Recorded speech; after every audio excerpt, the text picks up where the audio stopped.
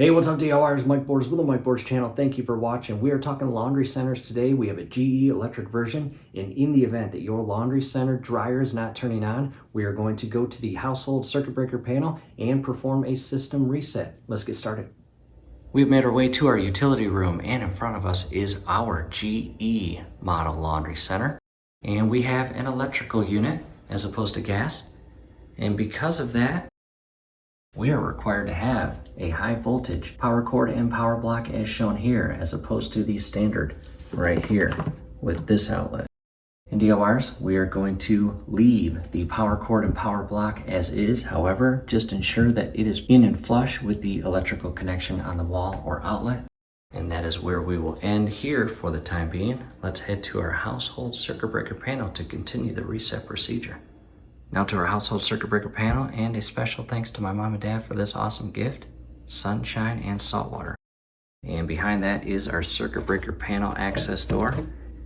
And on the very back side, I like to stay organized, and as you can see here, washer, kitchen stove oven, and dryer. And DIYers, this is a very important step. In the event that you just turn off your dryer circuit breaker, well, there's going to still be power fed to the washer. And I'll show you what I'm talking about. However, we are going to first flip the dryer circuit breaker panel to the off configuration. And coming inside here, and again, circuit A or alpha off to the left, onto the right, coming all the way down. There is the 30 amp circuit for the dryer, flipping that to off. And we are going to go to the dryer and laundry center unit. Again, there is still power being fed to the laundry center. Power block is still plugged in.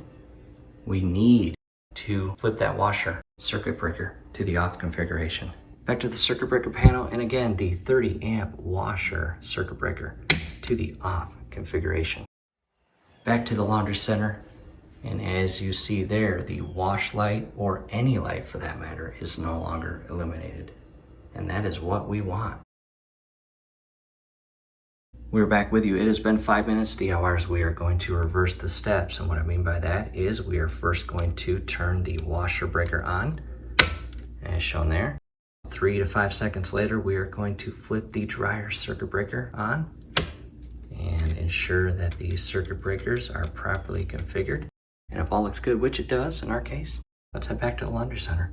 Back to the utility room and laundry center, and first thing we are going to check is that light. And there it is, DIYers, and in your case, hopefully it is illuminated.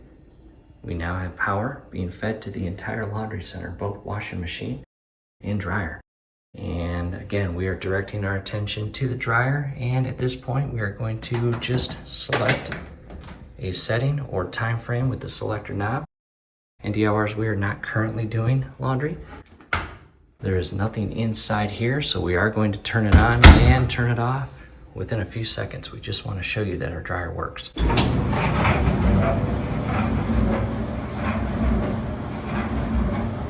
And you can hear it, you can see it.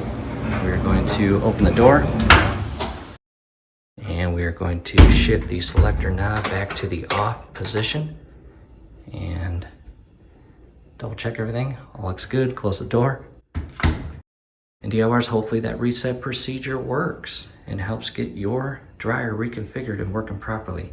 In the event that it does not, down below in the comments and description will be a link to a second reset procedure where we will not direct our attention or do anything at the circuit breaker panel. We will perform the reset right here at the power cord and power block. So again, if this does not work, definitely check out that link. In addition, if those don't work, I'll lower this door here. Behind this center panel, in between the washing machine and dryer, you have quite a lot of parts inside here, and one of which is your control board. And it's very possible if the reset procedures don't work, you might want to reset the procedure or perform the reset procedures 2 to 3 times over an hour to see if that helps. But if it doesn't, very likely you've got a worn out and needing to be replaced control board, and we've got you covered. Down below in the comments and description will be a link on that. In addition, over the months and years of doing laundry, in the event that you have clothes going missing, whether it's gloves, socks, shirts, shorts, etc., we know where they're going. Inside here, when you pull the clothes out, you've got a handful or armful and you pull them out and some sneak in this gap and fall down in there. And down below in the comments and description will be a link on how to remove that panel. And once you remove that panel, guess what? You'll find everything that has been missing. DIYers, we hope this helps. Do us a favor below the video. You will see that thumbs up icon. Click on that, like the video, subscribe to the channel. Definitely ring your YouTube bell. That would be very helpful to us. We would really appreciate it. Thanks again for watching. Taking a step back, and before we wrap the video up, DIYers, in the event that you have replaced parts or you have owned the laundry center for many years and you've gotten to a point where you know what, it's just time to replace it, check out the link down below in the comments and description. We will show you how to properly prepare your laundry center for pickup. And there's a right way to do that, there's a wrong way to do that, and anytime you purchase a new washing machine or appliance and you pay for the pickup, there are specific guidelines on how to prepare your appliance for pickup. And we will show you that. In addition, we will install a brand new pad that will catch water. And this one is 29 by 33. And we'll have a link down below where to purchase that. And that will go directly on the very bottom of that. And we will install that here shortly.